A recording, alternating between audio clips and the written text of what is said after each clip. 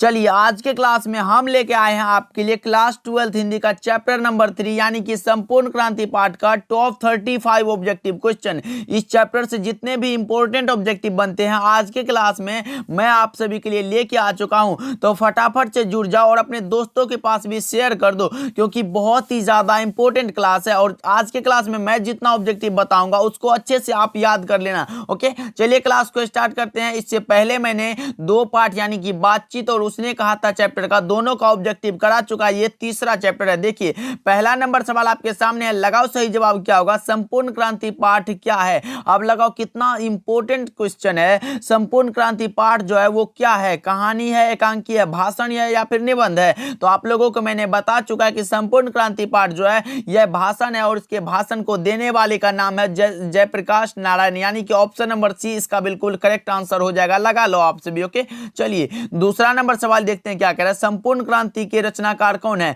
अब बताओ जी, संपूर्ण क्रांति पाठ भाषण जो है इसके रचनाकार का नाम पूछा गया आप सभी से। जय कृष्णमूर्ति, भगत सिंह, जयप्रकाश नारायण या फिर इनमें से कोई नहीं? तो मैं बता दूं संपूर्ण क्रांति पाठ के लेखक का नाम है जयप्रकाश नारायण, यानी कि ऑप्शन नंबर सी इसका बिल्कुल करेक्ट आंसर हो जाएगा। लगा लो आप सभी और फटाफट से आप चैट सेक्शन और कमेंट सेक्शन में आंसर लगाते चलो। देखिए तीसरा नंबर सवाल देखिए आपके सामने कि जयप्रकाश नारायण का जन्म कहां हुआ था। लो जी, ये भी बहुत ही ज्यादा इंपॉर्टेंट है कि जयप्रकाश नारायण यानी कि लोकनायक जयप्रकाश नारायण का जन्म कहां हुआ था। राघोपुर दियारा, सिताब दियारा, बलिया या फिर छपरा? तो आपको पता होगा कि इसका जन्म स्थान है सिताब दियारा। ऑप्शन नंबर बी इसका करेक्ट आंसर हो जाएगा। लगा लो आप सभी। ओके, चलिए फोर्थ नंबर सवाल देखते हैं। जयप्रकाश नारायण को किसका दलाल क्या कहा गया है? ये भी आपके बोर्ड परीक्षा में पूछा गया सवाल है भाई, तो अच्छे से याद कर लो कि जयप्रकाश नारायण को किसका दलाल कहा गया है। तो यह कहा गया अमेरिका का दलाल, यानी कि ऑप्शन नंबर डी इसका बिल्कुल करेक्ट आंसर हो जाएगा। ओके, चलिए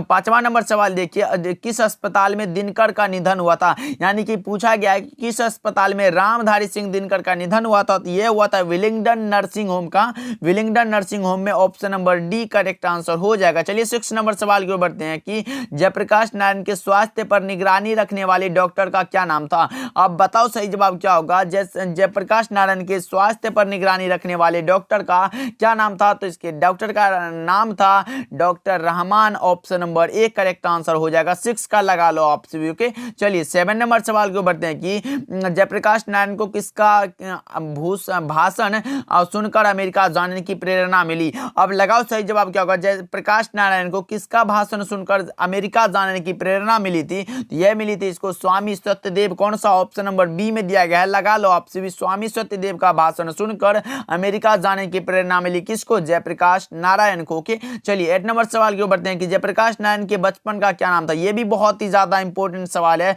जयप्रकाश नारायण के बचपन का क्या नाम था? तो बाउल। कौन सा? Option number D correct answer हो जाएगा। लगा लो आप सभी। ओके, चलिए 9 नंबर सवाल की ओर बढ़ते हैं कि जयप्रकाश नारायण का निधन कब हुआ था। अब बताओ जी, लोकनायक जयप्रकाश नारायण का निधन यानी कि मृत्यु कब हुआ था? तो आपको भी पता होगा 11 अक्टूबर, 7 अक्टूबर, 8 अक्टूबर 1979 और 11 अक्टूबर 1902 को इसका जन्म हुआ था। कब? 11 अक्टूबर 1902 को क्या हुआ था? इसका जन्म हुआ था। याद रखिएगा आप सभी। ओके, चलिए 10th नंबर सवाल के बढ़ते हैं। फ्री प्रेस के मालिक कौन थे? फ्री प्रेस के मालिक का नाम पूछा गया। लगाओ सही जवाब क्या होगा। तो फ्री प्रेस के मालिक थे सदानंद जी, यानी कि option number C correct answer हो जाएगा। 10th का लगा लो आप सभी। ओके, चलिए 11 नंबर सवाल के बढ़ते हैं। ब्रेन ऑफ बॉम्बे किसे कहा जाता है? ब्रेन ऑफ बॉम्बे कहा जाता है किसको भाई?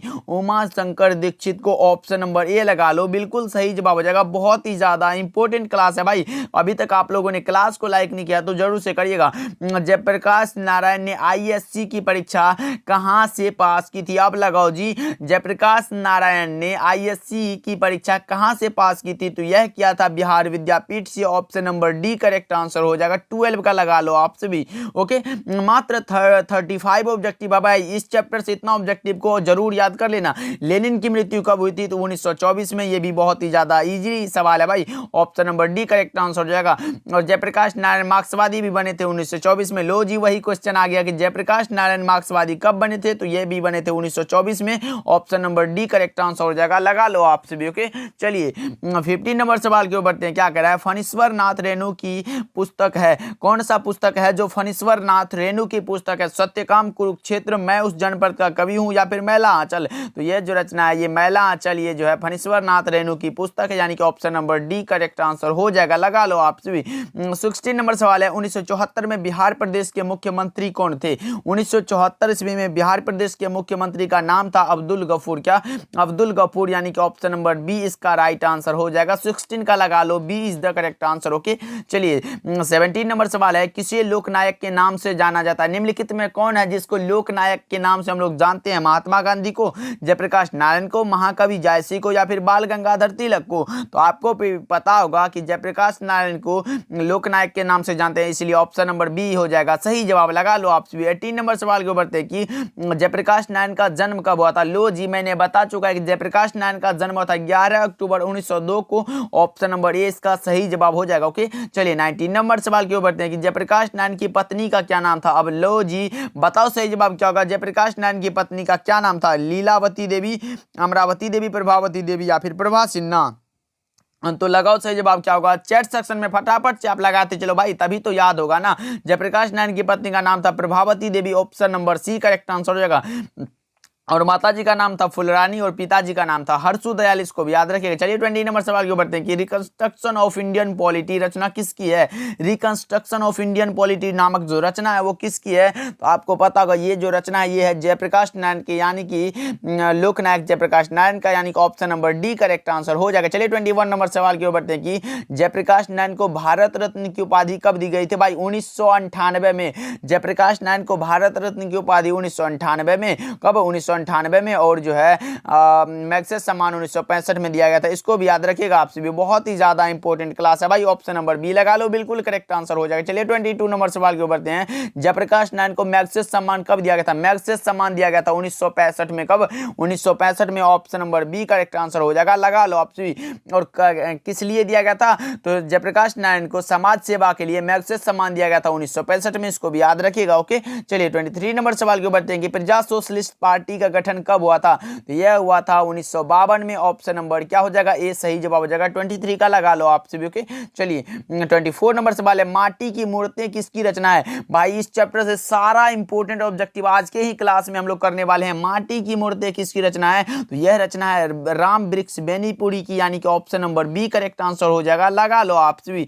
ओके, चलिए 25 नंबर सवाल है कि लोग जयप्रकाश नारायण की को भारत की जनता किस नाम से याद करती है? लो जी, एक ही क्वेश्चन को कितना बार घुमा फिरा के पूछा गया है कि जयप्रकाश नारायण को भारत की जनता किस नाम से याद करती है? तो आप लगाओगे सर इसे तो लोकनायक, जयप्रकाश नारायण को लोकनायक बोलते हैं, ऑप्शन नंबर सी तो सही जवाब हो जाएगा। लगा लो आपसे। 26 नंबर सवाल के बढ़ते हैं कि जयप्रकाश नारायण ने संपूर्ण क्रांति वाला ऐतिहासिक भाषण कहां और कब दिया था? भाई जयप्रकाश नारायण ने संपूर्ण क्रांति वाला पाठ जो है यह दिया था 5 जून 1974 को। कहां? पटना के गांधी मैदान में, ऑप्शन नंबर डी हो जाएगा सही जवाब। लगा लो आप सभी। ओके, चलिए 27 नंबर सवाल को बढ़ते हैं कि जयप्रकाश नारायण ने किस साल छात्र आंदोलन का नेतृत्व किया था? जयप्रकाश नारायण ने छात्र आंदोलन का नेतृत्व किया था 5 जून 1974 को। कौन सा? Option number C correct answer हो जाएगा, लेकिन यहाँ साल पूछा गया इसलिए 1974 लगा लो डायरेक्टली। ओके, चलिए 28 नंबर सवाल के ऊपर कि जयप्रकाश नारायण के पिताजी का क्या नाम था? पिताश्री का नाम पूछा गया जी। अब लगाओ हर्षु दयाल। कौन सा? Option number B correct answer हो जाएगा। और माताजी का नाम मैंने बता चुका है फुलरानी, और पत्नी प्रभावती देवी, इसको भी याद रखिएगा आप सभी। ओके, चलिए 29 नंबर सवाल के ऊपर हैं जयप्रकाश नारायण की माता का क्या नाम था? माताजी का नाम पूछा गया, वो भी किसका? लोकनायक जयप्रकाश नारायण की माताजी का नाम था क्या भाई? फुलरानी, ऑप्शन नंबर ए सही जवाब हो जाएगा। लगा लो आप सभी। चलिए 30 नंबर सवाल के ऊपर हैं कि संपूर्ण क्रांति शीर्षक भाषण किसने दिया? लो जी बताओ, संपूर्ण क्रांति जो भाषण है वो किसने दिया था? तो यह दिया था जयप्रकाश नारायण ने, इसलिए ऑप्शन नंबर ए हो जाएगा सही जवाब हो जाएगा। लगा लो आप सभी। 31 नंबर सवाल आपके सामने कि 1965 में समाज सेवा के लिए मैग्सेस सम्मान किसे मिला था? लो अब बताओ 1965 में, यानी अभी तो मैंने बता चुका है कि जयप्रकाश नारायण को मैग्सेस सम्मान दिया गया था समाज सेवा के लिए 1965 में, यानी कि option number C correct answer हो जाएगा। यानी कि जयप्रकाश नारायण को मैग्सेस सम्मान दिया गया था 1965 में समाज सेवा के लिए। ओके, चलिए 32 नंबर सवाल के बढ़ते हैं दल विहीन लोकतंत्र किसके मूल उद्देश्यों में है?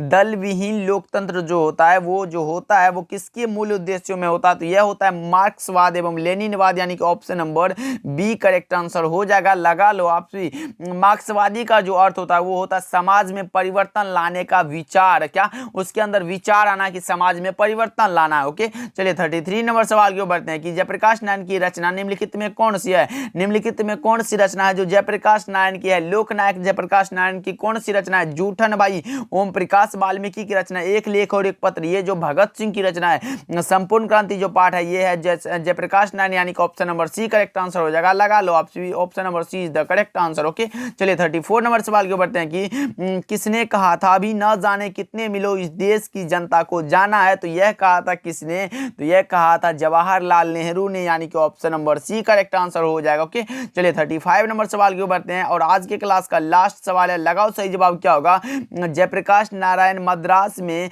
कि अपने किस मित्र के साथ रुके थे। तो लगाओ सही जवाब क्या होगा 35 का। तो यह रुके थे ईश्वर अय्यर के साथ, option number A correct answer हो जाएगा। इसके मित्र थे किसके, तो जयप्रकाश नारायण को।